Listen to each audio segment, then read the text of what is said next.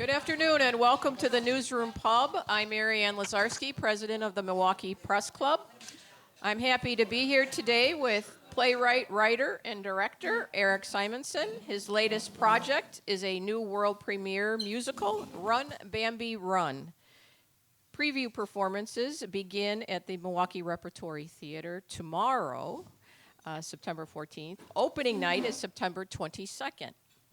The true crime musical with music by Gordon Gano of the Violent Femmes and directed by Milwaukee Rep artistic director Mark Clements details the saga of Lori Bembenek, who was convicted of the 1981 murder of her then husband's ex-wife, although many believe she was not guilty. Bembenek later escaped from Techita Correctional Institution and fled to Canada. So, before we get started, I want to thank our event sponsors. Our presenting sponsor is Spectrum News 1. Our supporting sponsor is We Energies. I would also like to thank our event partner, WizPolitics.com.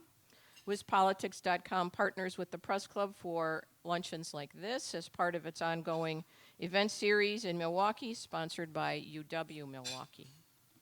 Wisconsin Academy of Global Education and Training, 1125 at Pabst, Medical College of Wisconsin, Commercial Association of Realtors, and Spectrum.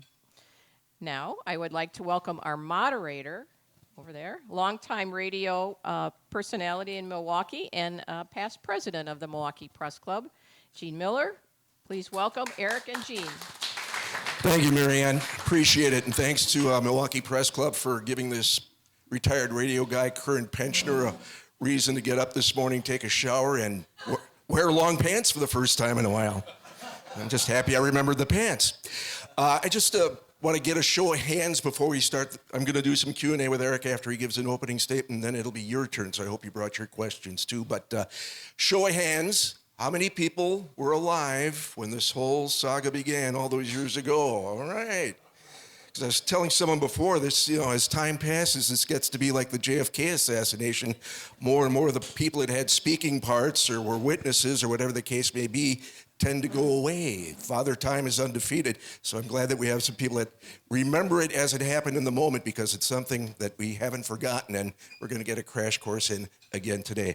Without further ado, Eric, I'd like to invite you, opening statement, anything you'd like to say about the show and what we're going to see when we go to the Rep, to catch it between tomorrow night and then into October.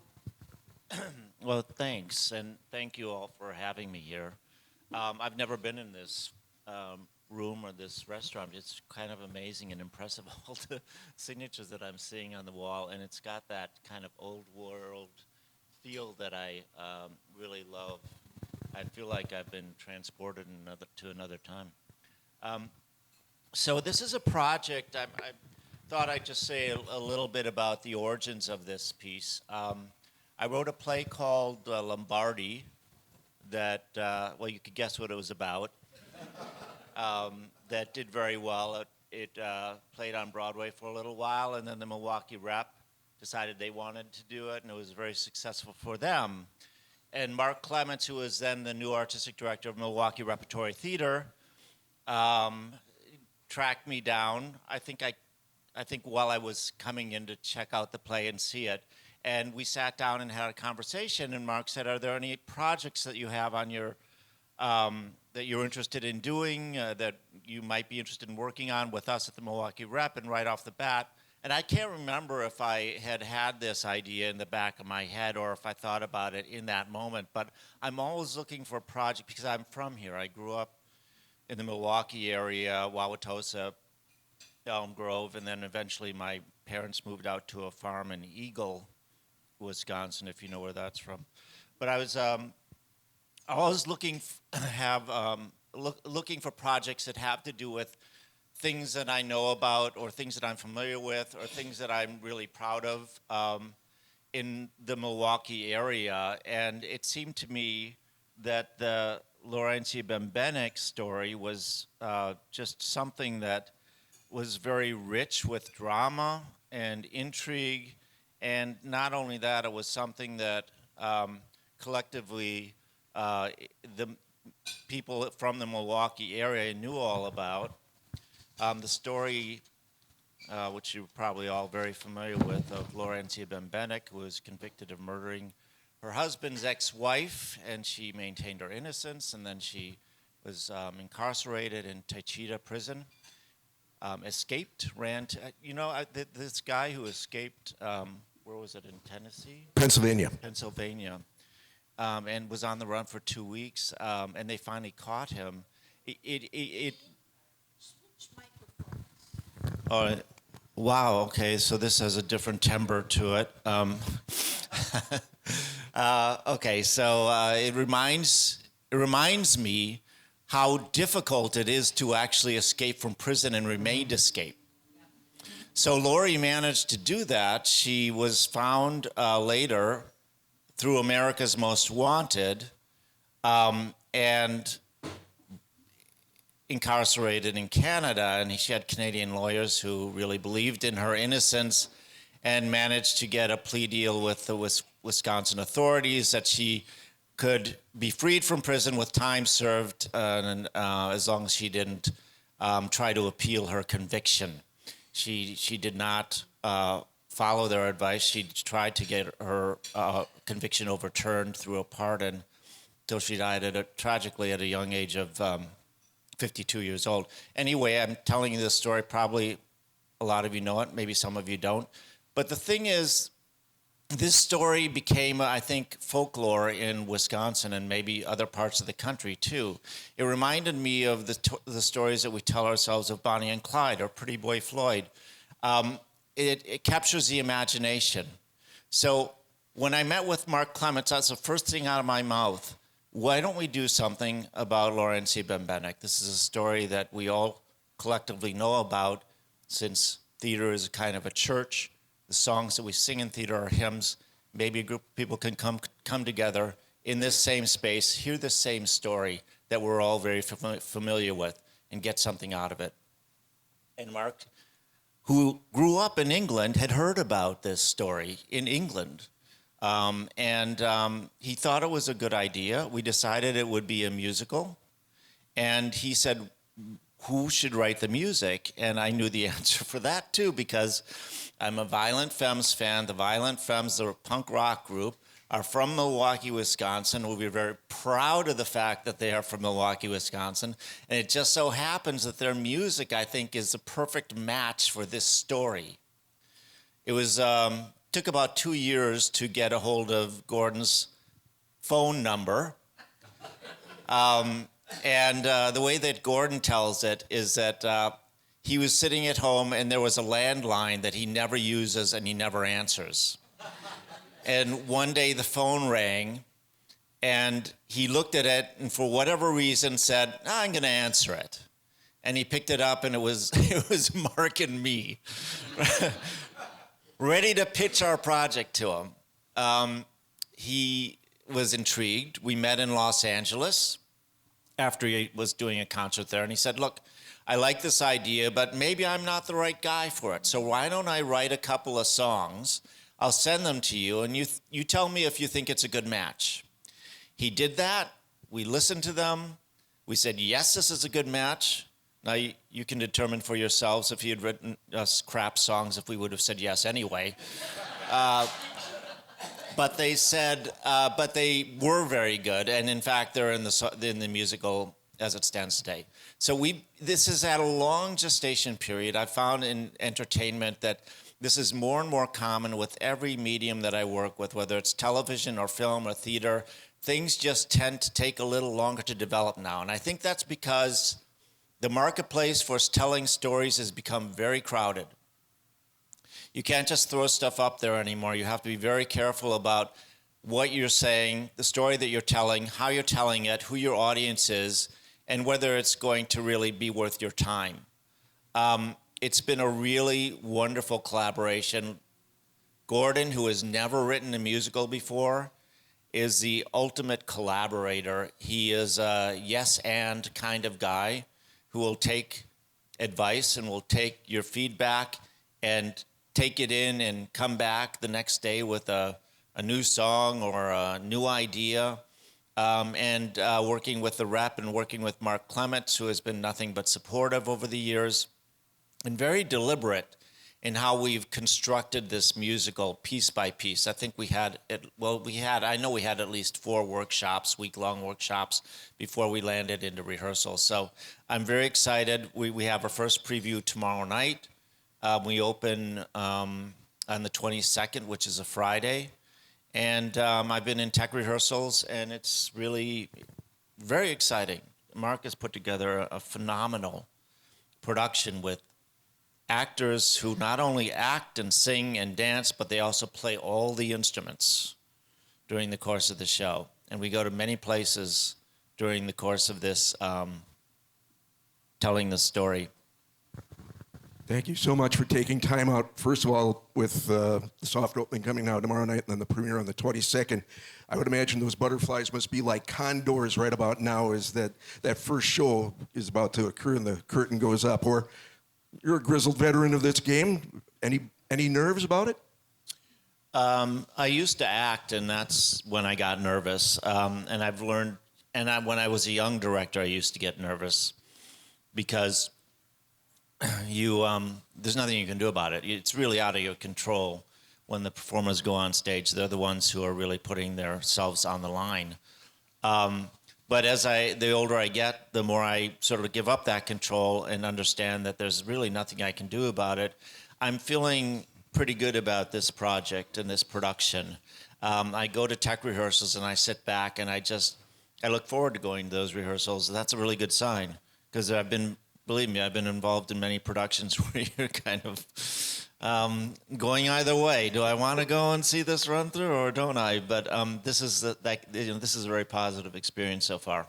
And I've heard that there is some national traction. The Chicago Tribune and the New York Times have both given this production some ink and some previews saying that this is something to see as we approach the fall theater season. So you got that going for you as well. Let's talk about how you first heard about the Bambi case, being in the area. Being in Wisconsin, I know where I was. Where were you? And were you, would we call it, intrigued by the case back then, or was it just something that was hanging in the background as it kept going and going and going and going? When she was on trial, I was actually going to school at Lawrence University in Appleton, and my focus was elsewhere. But my sister is 2 years older than I and had graduated, kept on talking about this court case, and I didn't know what she was talking about, and I really didn't have the time to investigate it. But the thing about this story is it just never went away.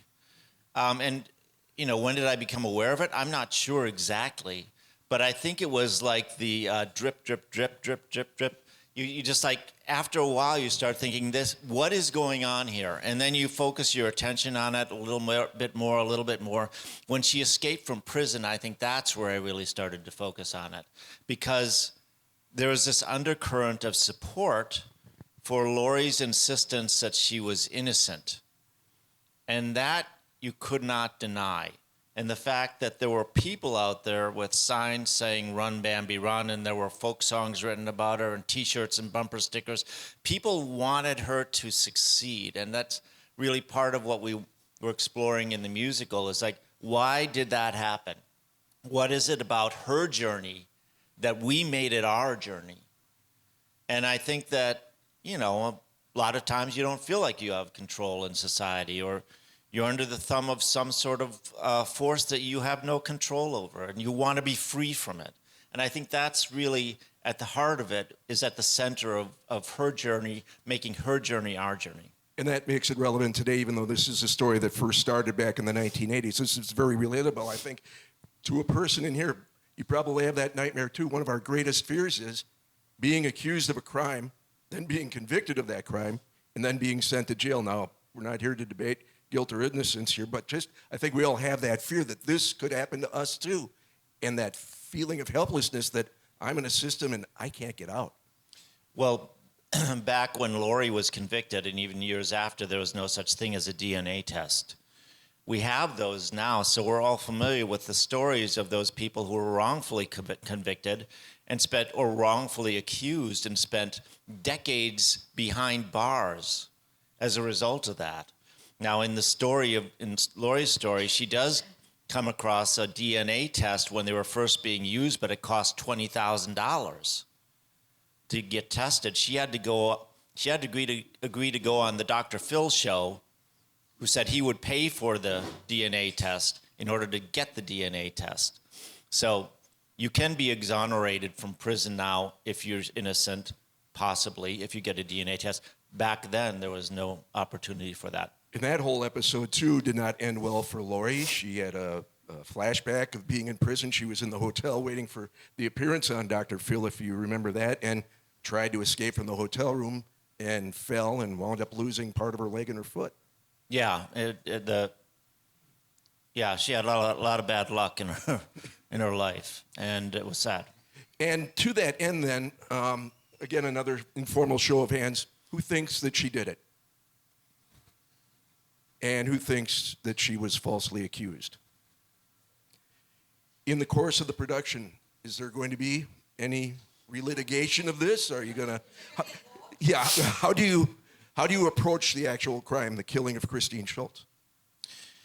The story is from Lori's point of view, but really we put only the facts out there. I mean, I think that if you come and see the musical and you watch it all the way through, what happens is she gets convicted. I think what we tried to do is get to the point where she's convicted and you really don't know what happened and you don't really know all the facts. After she was convicted, that's when all these facts were one by one taken apart by different people. Ira Robbins, who was a private investigator, reporters who were doing the footwork on the ground and finding out the inconsistencies. The DNA test came back and was cross-examined against the evidence. There was none of her DNA on any of the evidence. The chief thing that put her away was they linked the gun, the murder weapon, with Lori. The Canadian authorities hired 4 different ballistics experts, and they all testified that the murder weapon that the Milwaukee DA said was connected to Lori was actually not the murder weapon not the weapon that killed Christine Schultz. That's just one piece of evidence that was debunked over the 20 years after Lori was convicted. And again, the telling of our story, we're laying out the facts for you so that you can decide for yourself. True crime is a very popular genre right now, and this is probably patient one of that example, I think, for people of our age, the Lori Bambi case. And also the debate about what is the truth, what facts are facts, what do we agree on, and to a degree, I think, too, conspiracy theories. I mean, I'm a JFK aficionado. I've been wrapped up in that all my life. I think we all have those cases that we are drawn to. And I think this Bambi case obviously is very much like that and is still contemporary today because of that, because we can't agree on what really happened in a lot of cases. Yeah, that's true. And you kind of wish that there was a truth we could all agree on in several instances, not just in this case, but in everything. Let's talk about where you put the first shovel in the ground in writing a play. I would assume you had to talk to a lot of people that were there and around at the time, or am I wrong in that assumption? Who did you go to first to start fleshing in this story? Well, it's well documented. There are books, at least 8 that I know of, written by Lori herself, and Christine Radish wrote a biography, and Nick Giuliano, who is her lover who escaped with her, wrote a book, sorta. There was a book called The 13th Juror, I think, who was written by one of the jurors who was, what you call it when they're just there. Oh, alternate? Alternate juror, yeah. The news reports, there's a lot on YouTube. So that was my main research in doing this. And as the research came in, did it change your point of view on what happened, and how did it change your execution of the final product? How did it shape that? Well, I tried to come to the whole thing with an open mind, so I didn't make no assumptions as to whether she was guilty or innocent. I just tried to figure out through what I had read what actually happened and when it happened, and if you research this, you will be confused. You will read the books 5 times. You will still be confused. There's so much that goes on, and one of the reasons why we wanted to tell this story is it's every time you turn around and you think that's the end of it. No, it just opens up another can of worms. There are things like the assistant to the assistant of the Attorney General was at one time a lawyer of this person who might have actually committed to the murder. I mean, there are all these, I wouldn't say 6 degrees of separation, more like 2 degrees of separation with everybody involved. Everybody seemed to know one another in this little circle of friends that surrounded Lori and her husband Fred and Christine Schultz, and it was a tight little circle and fascinating too. The joke we always have whenever you meet somebody, I think, around town, and it takes about 5 seconds before you realize that they knew someone that you knew, and the phrase that immediately comes to mind is, oh, it's Small Walkie, because we all know each other. Small Walkie existed 40 years ago then, too, obviously. I guess so, yeah. The production, as it begins, where are we going to jump into this Bembenek story? You mentioned it'll be after her conviction, but this is going to go through, what, all 4 decades of her life. It's not just going to be one point of view. Well, it starts...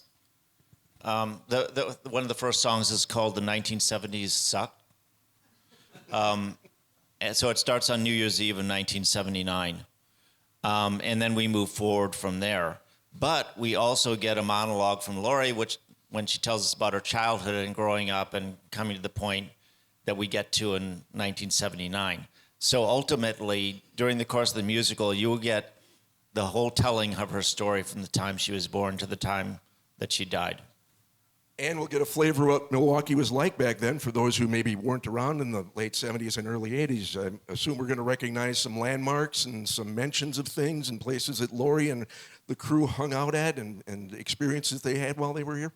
Well, it takes place at Trax Tavern.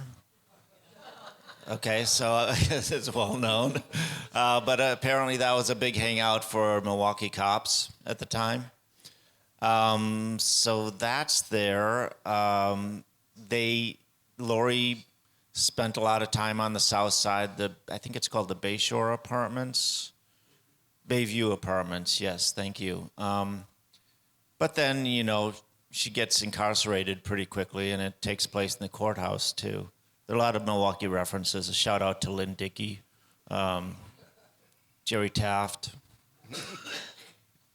Good stuff. I remember those folks. And I remember the tracks, full disclosure, too. And the tracks we should mention, and that's a whole angle of this story that I think maybe some of us forget, besides the actual logistics of the murder and whodunit and all that. But Lori was making some very serious allegations after her dismissal. She did briefly become a Milwaukee police officer and was fired for using marijuana. Somebody snitched on her after they got busted. And then Lori at that time had pictures of Milwaukee police officers, and I believe is it Gordon Park that's across the street from the tracks, of police officers doing not very police officer-y things, dancing naked at a party and stuff like that. She had these photos. Plus, she had her own sex discrimination claims against the department as well. So that all becomes part of this story, too. Was this just a woman that killed her husband's ex to get out of alimony payments? And then a frame-up. Do you delve into that at all? We don't at any point say it was a frame-up, but we dramatize. That was we dramatize everything that you're talking about. All these things did happen. She wanted to be a cop. She became a cop. She was just fired one day, a month after being on the force. There was also an article in the paper that said that Chief Harold Breyer was letting in minorities and female cops and then firing them as soon as they became cops just because he wanted federal money. She filed a lawsuit. She also came across some photographs of naked policemen in what they called an annual Adonis competition in a public park where they would strut their stuff on picnic tables, and one of those people Lori eventually married, Fred Schultz. Did he win the contest? I think he did. I mean, there's a very famous picture of him naked that's in all the books, and believe me, he has nothing to be proud of. don't know why he entered the competition, but and then she filed a sex discrimination suit against the Milwaukee Police Department. Christine Schultz was murdered. She was arrested and arraigned on very circumstantial evidence, and she was convicted. And you can draw your own conclusions. The fact of the matter is, they found the murderer, or thought they did, of Christine Schultz, and the sexual discrimination suit went away. How do you handle Christine Schultz? I mean, we do have a murder here. She was a mother, 2 boys who actually witnessed the killing, as I recall. How is she dealt with in that aspect of the story? We were very cognizant of that, and we wanted to be respectful of the fact that she was killed. I mean, the tragedy is that if Lori did not kill her, the murder got away with murder. And we bring that up. We also have her son, Sean, being performed by one of our actors on stage. He testifies that he saw the murderer, and he's absolutely certain that Lori was not the murderer. And I won't spoil it for you, but Christine Schultz does make an appearance. She does have a relationship with her son, and we get to momentarily get to know her as a mother of that son. It was a horrible tragedy, probably the worst part of this whole story. The Journal-Sentinel's Jim Higgins wrote a few weeks ago, if Run Bambi Run, Milwaukee Repertory Theater's new musical about Laurentia Bembenek, plays the way the script reads and demo versions of the songs sound, it's going to be brash, funny, and occasionally obnoxious. I'll go for the first 2. I mean, I think that it's really, we attacked this story in the spirit of the people who lived it. These people lived life to its full. It would happen in the 80s, and this is if you remember back then, it's a period before AIDS. It's a period just after the sexual revolution. So there's a kind of like live it life as if it's your last day mentality among people, especially people of the age of Laurentia Bembenek. And also it's the day and age of then the violent femmes really came into their own. It is brash, it is bold, and I felt like in the creation of it, we had an opportunity to really work from the right side of the brain and tell the story in an exciting fashion. That was the idea behind it. And the media coverage is far different. You obviously, in your research, went back and looked at these news stories, and one of Laurentia Bembenek's problems with everything that went on with her life was the fact that she could not escape this Bambi image. She hated the nickname Bambi. The fact that she was always referred to as a Playboy model or a Playboy bunny when that was a very short phase in her life.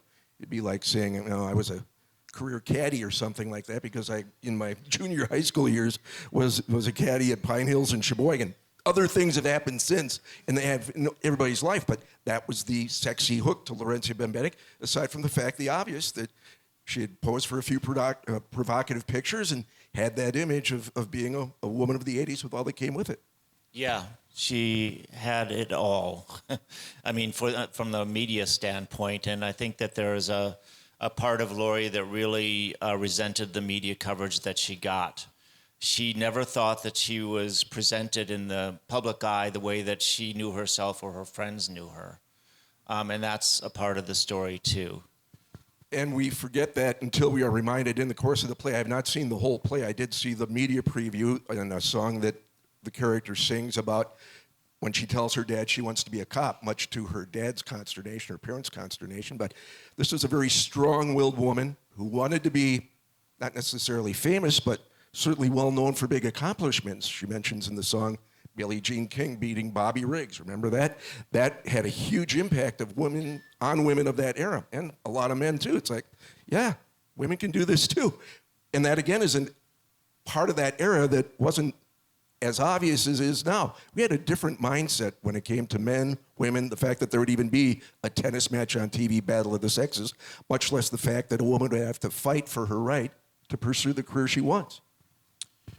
Yeah, and it was a big part of Lori, too. I think that she she saw herself as a feminist. She saw herself as somebody who could do important. She's a young person, 20 years old, and she wanted to make a difference in her life and other people's lives, and she had those dreams. And as we see her go through the story, her dreams get sidelined, and her main focus becomes fighting for her freedom, which in itself is a cause, but it's not the cause that she wanted to fight. Yeah, again, her profession, her chosen profession, was very brief. She was a cop for a very short amount of time, and then everything else happened in her life as well. In that same column that I read from the Journal Sentinel, Mr. Higgins mentioned what he called pearl clutching from some rep members, he says, suggesting that they didn't approve of the subject matter. Is that typical when you put a production out there, or has there been unique pearl clutching that you are aware of because of this production? In this production? No, not that I'm aware of. The people that I know, circles that I run in, everyone is pretty excited about this when they hear about it. And like you mentioned in the beginning, when we started this project 10 years ago, everybody I mentioned this to knew about it. Now, 10 years later, there's a certain age, I think 45 and under, of people who just have never heard of it before. But when you tell them the brief summary of the story, their eyes go wide open. I was going to say, have you had people push back and say, come on, you're making this up. This is fiction. Yeah, that's exactly the reaction. But in answer to your other question, Mark Clements, the artistic director of the Rep, has told me that he's gotten some resistance from people who just don't want to hear this story. They've had enough of it, or they have made their own decisions about what actually happened. The thing is, the bottom line is, there's a visceral reaction from anybody you tell this story to, or if you tell them that we're going to do this musical or this event, there's a visceral reaction one way or the other. And that to me is a sign that this is something that needs to be seen. Better than getting eye rolls or like shrugs. You obviously want. Oh yeah, reaction. right. Yeah, get people yeah. We're doing some Chekhov. Please come see our play. So as we proceed, there are many moving parts, as we said, to this story, and a whole lot of characters. Who did you decide, and how did you decide who's going to get a speaking part? Stage is only so big, production can only be so long. And who didn't make the cut? Maybe somebody that you desperately wanted to work into this story that you just couldn't do. You're talking about the characters Yes. we assigned. I never thought about it. I mean, I knew Laurie, of course, was going to be central. Her best friend, Judy Zess, who betrayed her on the witness stand, had to be a part of it. Fred, her husband, of course, because he's the husband of Christine Schultz. Harold Breyer makes a couple of appearances, and I've made some composite characters from the DA team and the police department. There's a detective that represents a few characters. That's the secret to one of the secrets to getting a drama streamlined is you can put composite characters together. I mean, the way I approach writing is that you put it all down on paper. The first draft is called the throw-up draft. And then from that point on, it's a matter of taking away everything that you don't need in it. Just keep on thinning it. You mentioned at the start in your opening comments about your inspiration to do this, and of course it has to be a musical or words to that effect. And I think to some of us, I know for me at first, it's like, okay, a Laurentia Bembenek play or project, certainly understand. On a live stage theater, you bet. A musical. Yeah. Why obviously a musical? Well, the easy answer to that question is that when I imagined it as a play, I bored myself. I didn't think that it would be a very interesting play. That and a subject matter like this, it's dealt with better by a documentary crew, or maybe a book like Chris Radish's book. And the other thing was that the characters were so full of life, and the drama just goes from one end to the other. It just seems ripe for a musical treatment. You talked about the work that you did with Gordon Gano and how that process played out in doing the music. In terms of that, what was on the table, what wasn't on the table? And I've read, too, that there were portions of the dialogue from the script that he would see and go, okay, I'm going to turn this into a song. Is that okay? Is that kind of how it worked? Well, I wrote the first part of the writing process was I wrote this 5-page treatment, which is all prose, just basically telling the story. And then in big caps, if I thought a song could go somewhere, I put it there and said, then a song like, the deeper you bury me, the louder I'll shout. And then I would go on and I'd tell the story. And now a song here called The 70s Sucked. And Gordon took that, and he'd never written a musical before. He said, okay, I'll write those songs. And he did. Now, the thing about the words, the dialogue turning into music was as I was writing the first draft of the script, I thought, it'd be cool if we could do a recitative here.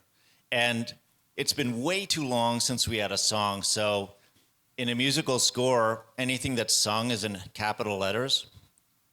So anything that I thought would be sung or should be sung or we should try to sing, I'd put in capital letters. And after I put it in capital letters, it wasn't my problem anymore. Somebody else had to write the music. Gordon would be writing songs, and about, I don't know, a year or two into the project, he called me up and he said, hey, where you have capital letters, am I supposed to write music there? And I said, yep. He said, oh, and he laughed. He said, I was wondering why that was the way it was. And then he just started writing music. And the thing is, it's really hard to write recitative. There's no scheme. There's no, chorus and verse or anything like that. But Gordon's superb at it. And the reason I know this is this musical has a lot, I'm warning you, it has a lot of earworms in it. We come out of rehearsal humming the melodies of several songs. It doesn't matter, it could be one song, one rehearsal, another song, the other rehearsal. But the thing that's interesting is that Gordon's written these recitative moments that have no melody, no verse, no repetition, that are also earworms. That never happens. There's, she got a job as a security guard. Right. After she was arrested. She was, after she was, but she tried to keep it. I can't remember now. She got arrested, then she got a job as a security guard. And then when she was arrested, then she was fired from that job.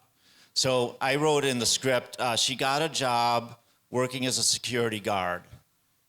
And then later on, she lost her job working as a security guard. This is all in caps. So Gordon, that's the secret code. Write music here. And he wrote it, and the melody goes, she got a job working as a security guard. Mm-hmm. And it's like, oh, that's kind of cool.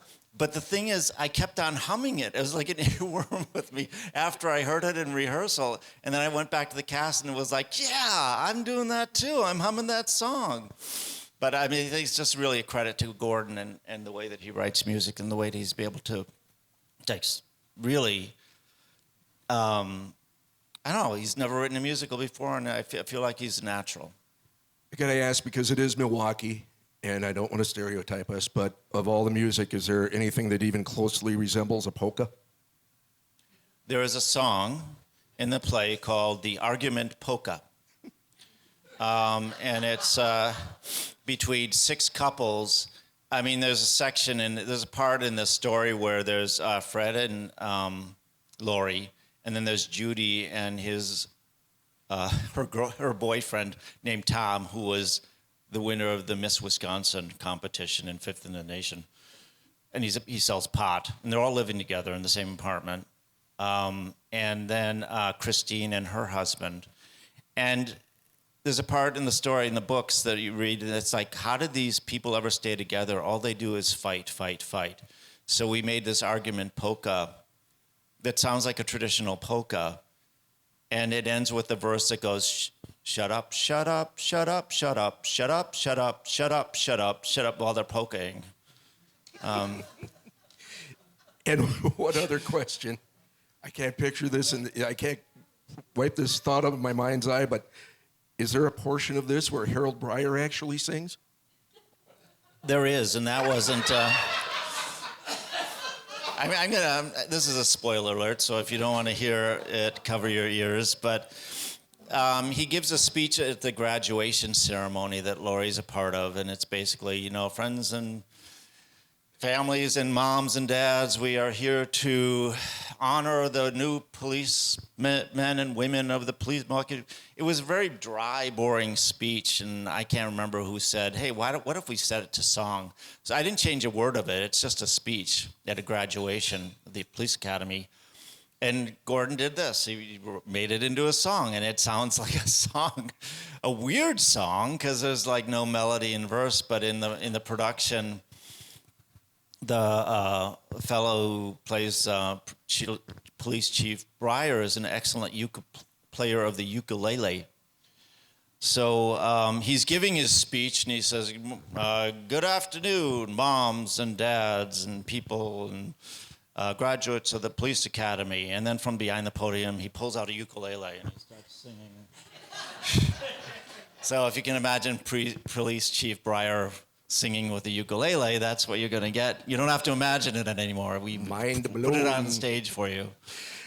So, what do you think Laurencia Bembenek would think if she saw this production? She obviously is no longer with us. She died back in 2010. What do you think she would think of your telling of her life?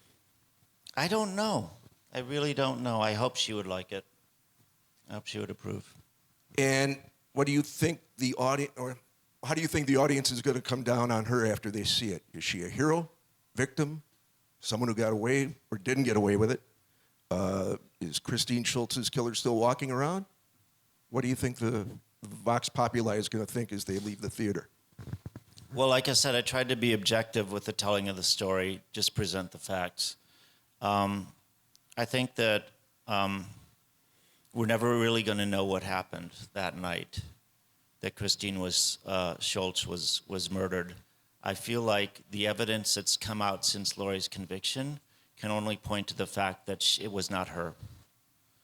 How much she knew about it, I'm not so sure about. I feel like maybe there's something that she knew about that she wasn't letting on for whatever reason.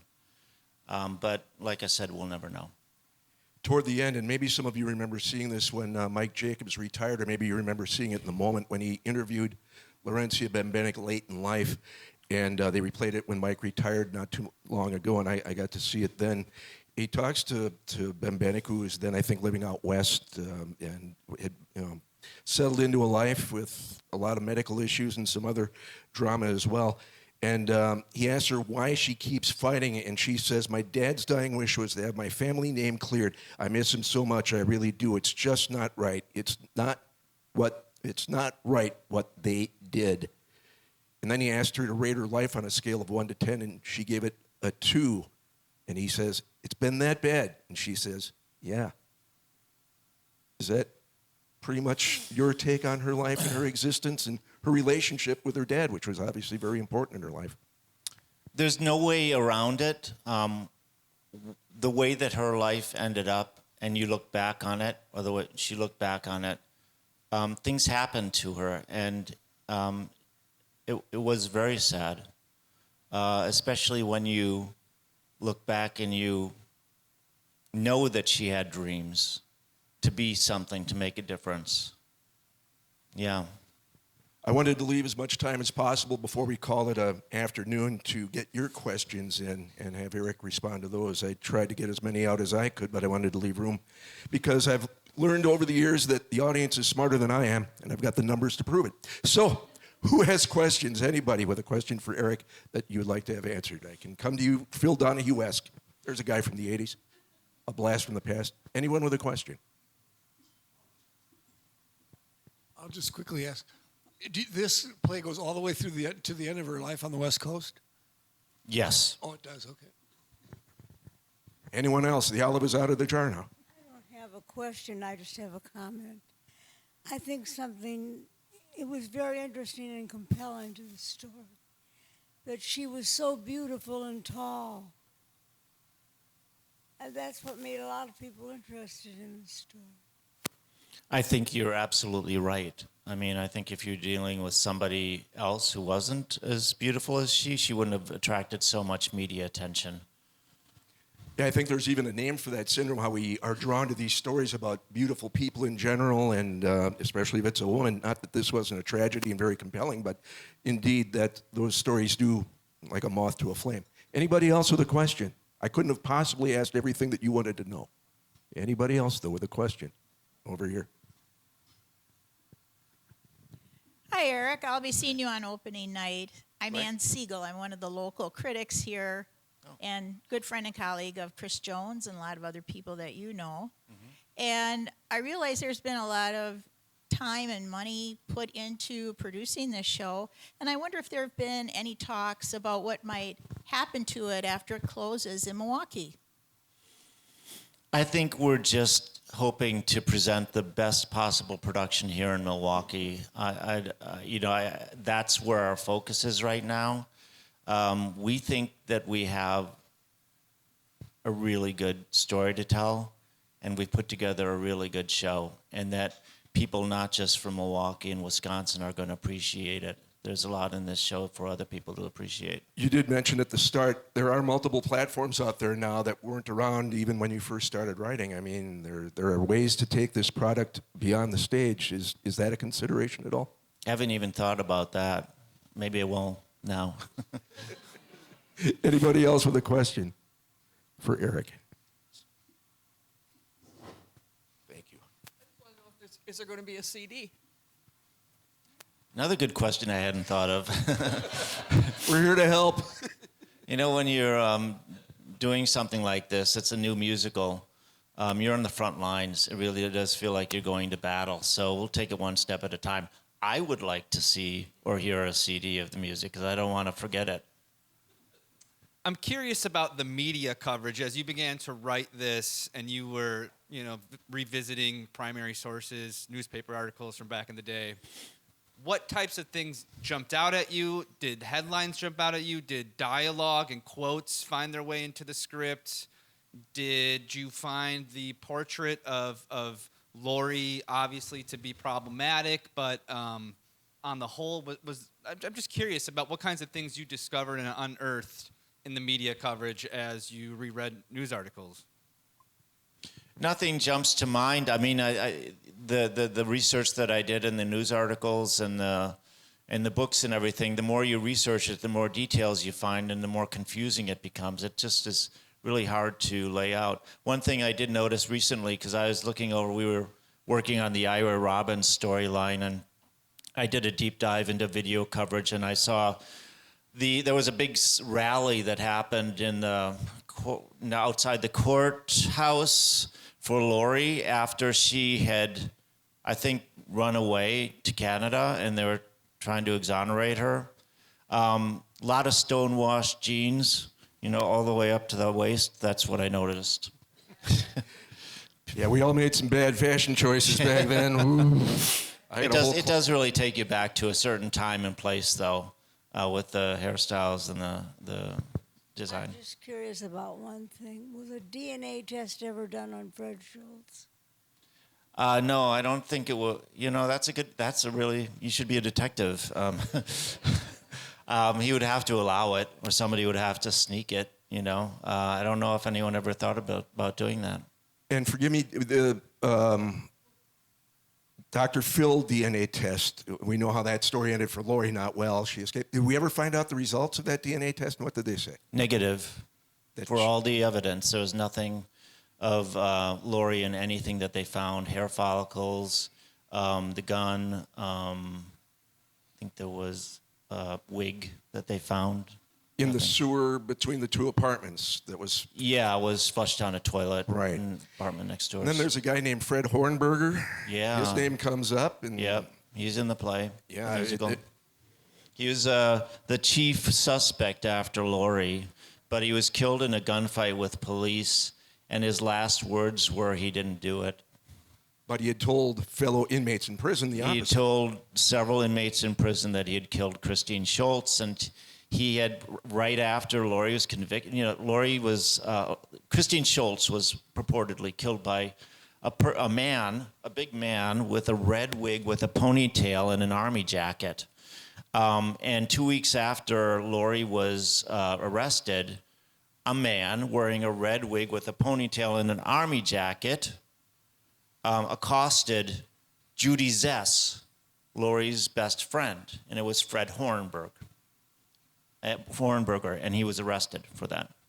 And Interesting. Then, as I remember, and again, I'd just gotten to Milwaukee. I was still working at QFM, and I remember being jealous because Fred Schultz would be talking to Larry the Legend every morning during the course of the trial, proclaiming Laurencia Benbenek's innocence, his wife. He was sticking up for her. And then after her conviction, as I recall, he flipped like that. Yeah, nice. And then moved to Florida and married Yeah. somebody else. Yeah. Another fascinating aspect of the story. Anybody? Oh, we got two more back here. Pardon me while I scoot. Or with passes for scooting. Hi. What was the best part of working on this for you? And what would you like the audience to take away from this production? The best part was the collaboration between Gordon and Mark and myself. I've been involved in a lot of projects, and that can go south pretty badly, pretty quickly. And this just knock on wood, this just hasn't happened. What I want people to come away with, I want them to, I want to know that they now know more about this story than they did, because I think a lot of people make assumptions about what really happened and Laurie's innocence or guilt. And I think that probably 90% of those people, I could think it's safe to say, don't know all the facts. So that's one aspect. But I also want them to come out invigorated with the idea that we should all strive for the truth, and we should all fight against lies, because that's what's really tearing apart our society today. I wasn't going to mention this, but somebody up there, I forget which one of you, mentioned Ira Robbins as Laurie's attorney. Ira was a friend of mine. Those pictures you were talking about, I have seen. They really do exist. Yeah. Ira was a private investigator. He was with the Wauwatosa Police Department and quit on account of corruption and anti-Semitism. And he became a private investigator and just became fascinated with Laurie's case through the media. And he thought something wasn't right about it, so he started to do some investigating on it in his spare time. Mostly he was, reporting on cheating wives and husbands and things like that. But he thought because of his background in the police work, that he thought that something was wrong about it. So he approached Laurie, I think first through writing her, and then met with her and said, I really want to help you because I think you're innocent. And he spent the rest of his life trying to prove her innocence and then afterwards get her a pardon. His entire life. One more quick one. Tell us a little bit about the actors who are playing the characters. They are very talented people. There's a group of, I guess there's a Facebook page with about 6,000 actors / dancers / singers / instrumentalists. It's a new thing now. If you can play your own instrument and act and sing and dance at the same time, you're a quadruple threat, not a triple threat anymore. So we went after these actors, and I swear we must have seen every single one of these quadruple threats in the country. So a lot of them live in the New York area. We have a couple people from Philadelphia, a couple people from LA, but they're immensely talented people. And our Laurie Erica Olson is just going to blow you away. She's an awesome talent. Speaking of awesome talents and triple threats, you should know, if you don't already, that Eric is one of only a handful of directors who have received Tony, Emmy, and Oscar nominations, and he won the 2005 Academy Award for the short documentary A Note of Triumph, The Golden Age of Norman Corwin. That's who you were talking to today, ladies and gentlemen. It's an honor on the behalf of the Milwaukee Press Club, Eric, to have you here today. We will add your signature to our wall of celebrity fame before you leave, and we're glad you got to see the inside of the place. Can you put it next to Kareem Abdul-Jabbar? Ask Madam President about that. Eric Simon, ladies and gentlemen. Eric Simonson.